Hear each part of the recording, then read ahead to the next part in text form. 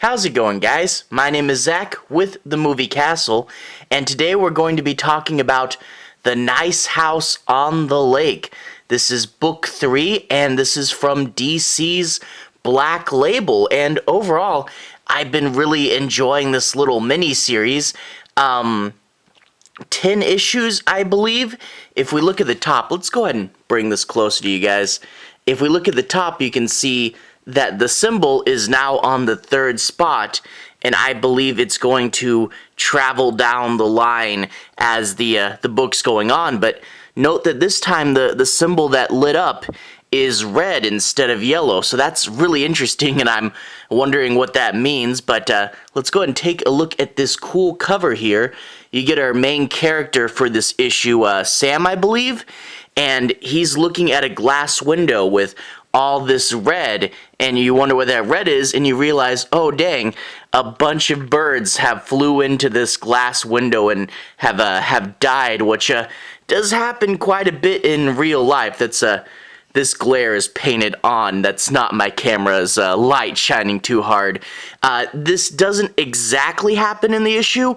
There is a little thing with birds later on, but it is, like the other covers, a good metaphor for what's going on here. And that being said, let's go ahead and flip to the credits page. Again, the nice haunting double page spread of the house, and below that are credits. And we see that James Tynion IV is still the writer, and Alvaro Martinez Bueno is the artist as well as the cover artist, and the two of them are listed as co-creators. So with that all being said, let's go ahead and jump into the story. Now, I'm not going to be doing any major spoilers, but I do want to say my piece on a few plot points and make sure you guys have a basic understanding as to what this story is about. That being said, no major spoilers. For this issue, I will talk openly about the previous ones.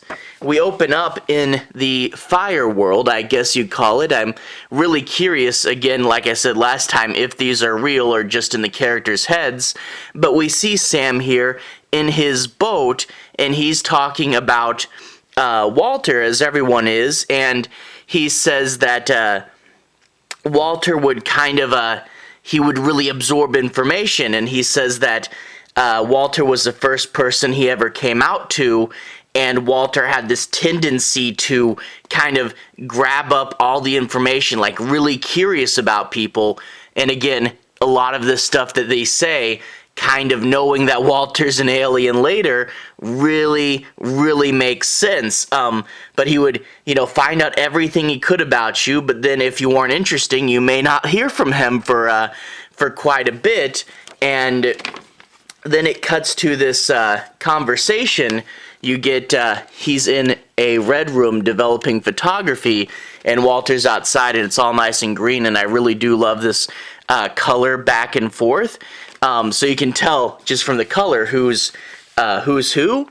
But we find out that Walter is going to college in a different city, and a lot of his friends are at this other college, and he is asking Sam to become a spy and sort of make sure all his friends are okay, So again, that nosing up of information. And there is a nice bit where one of the other characters said he may have asked you to do that to make sure you keep in touch with the friends as well, and it always leaves you wondering how much Walter actually cares about these people, because, he does seem to really like them, but at the same time, how much can you trust him?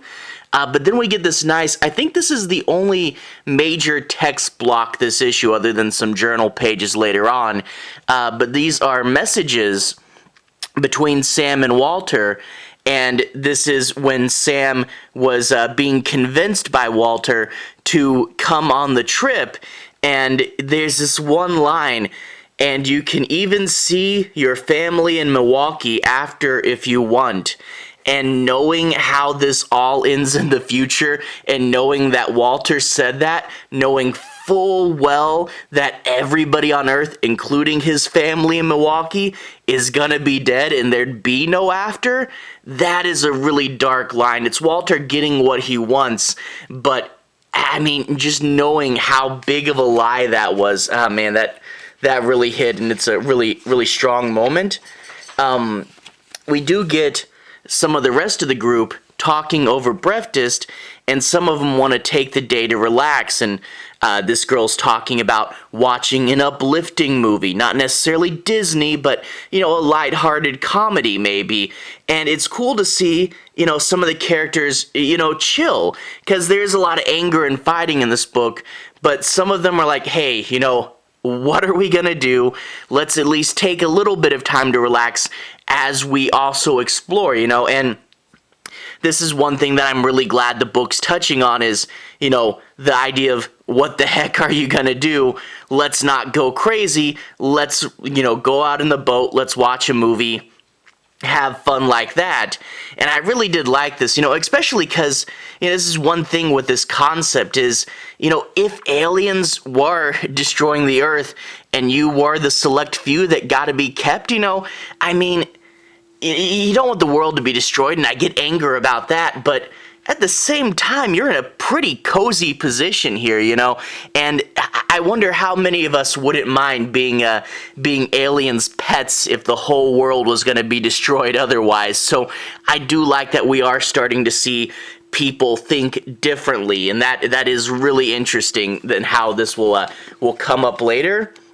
But of course, Sam doesn't like this, and he storms off there, and we get a little check-in with Ryan. See, I thought the book would focus much more on Ryan as a main character, and we seem to check in with her over these past 2 issues, but really all we get is her drawing the statues, and that's not too terribly much. I wonder how much this book will have a main character, or if, like how would the long-term structure be if we keep changing up characters each time. I don't know, and I'm kind of curious how this is going to play out as far as cohesion. Even though there's a different main character each time, all the other characters are still there. Anyway, he walks, and I really do like this segment. He's walking, and he finds the invisible wall, and he says it stings. So he gets a stick and starts tracing it, and of course you get creepy Walter in the shadows behind him watching him. But I really do like he's going around mapping it out. There's everyone else having fun.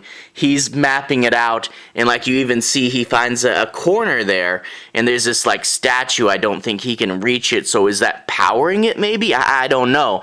But you really do see him have an analytical mind, and that's the thing, he's a very angry character right off the bat, and a lot of times angry characters can, kind of turn you off. But he's getting a lot of answers, and he's really, the audience has so much wanting to know what's going on here that it is really cool to see someone really analyze the situation, because this is a lot what the audience wants to know. And he's making some real progress, which, granted, he was so cranky earlier in the issue. I was like, oh man, is he going to be cranky the whole time? But he does make real progress, and he has a nice double-page spread of his journals, which I really do like, a cool way of another one of these real world documents the book likes so much, but a cool way of showing us a bunch of little things and his little thoughts, and it really does help, because how else are you going to do this, a weird journey montage, but, like there's a little greenhouse, there's a picture of the lake, and I really like this tunnel. He says you go in this tunnel and you can't hear any sounds, so that is interesting, and you get a sense of how big it is. But towards the end of this issue, and this is definitely something I am not going to spoil, but he does eventually find something. And what's he going to find up these stairs? It is a pretty crazy thing, a big twist at the end. Overall, really, really cool, and, we'll probably end up talking about that twist next time, but a really fun place to leave off. Really, again, makes me want more issues of this book to be out, and I can't wait for issue 4, because, like I said, it got kind of a slow start with a lot of information, but then we're looking around the house last issue. This issue, we're looking around the outside. We're really answering, well, I don't know if we're getting more questions or answering more questions, but we're seeing what's out there, and this other discovery, it's pretty interesting. No idea what it means yet, but it is interesting, and overall this book really is hooking me in. I really am guessing what's going on, which is really what a book like this wants you to do. It's a good, it's got horror elements, but really a good mystery book, really one of those that leaves you theorizing and guessing. You know the basics, the aliens have destroyed the earth, but you don't know what all's going on here and how this works. It kind of reminded me a little bit of I used to play the Myst games when I was a lot younger, and it really, this issue starts to remind me of that. Overall, really fun, and I really did like this issue, and I can't wait for the next one to come out. And yeah, I'm really wanting to see where this is going. Anyway, to everyone who's watched so far, thank you for watching. To everyone who's liked and subscribed, thank you. You're really helping the channel out. I'll put a relevant playlist on the bottom. If you guys want to see more, you can click right there and see more. And in that playlist, you should also be able to find my reviews for the first 2 issues of this book. So if you're curious what I thought on those, you can find those in the playlist as well. Anyway, have a good day. I'll see you guys again very, very soon. Relevant playlist on the bottom. Have a good day now.